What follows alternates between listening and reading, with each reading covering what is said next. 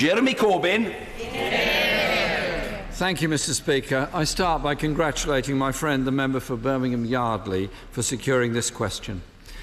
It's extremely disappointing that the Prime Minister has not respected this House by attending here today.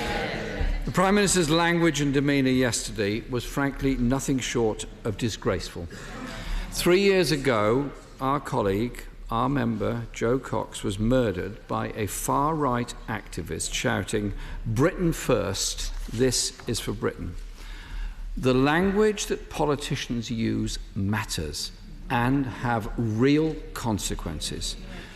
To dismiss concerns from members about the death threats they receive and to dismiss concerns that the language used by the Prime Minister is being repeated in those death threats is reprehensible.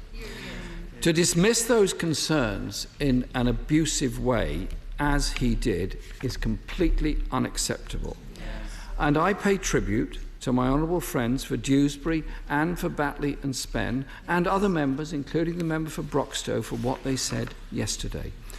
Today, I've written to all members of the Parliamentary Labour Party, expressing my solidarity to my friends and set out the conduct expected of all colleagues. No side of this House, as you've said, Mr. Speaker, has a monopoly of virtue.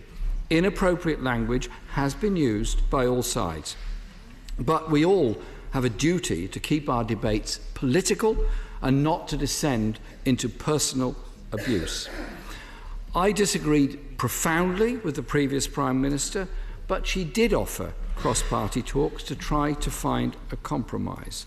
She also set out her approach to this House, allowing for scrutiny and debate.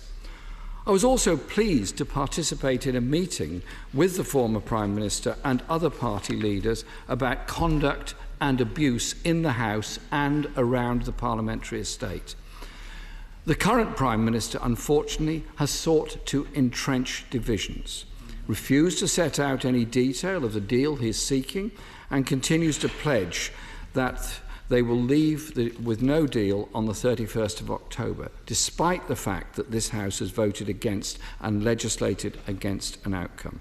Not only should the Prime Minister comply with the law, he should come to this House and apologise for his conduct yesterday, which fell well below the standards expected by the people of this country of the way their elected representatives should behave, should speak and should treat each other.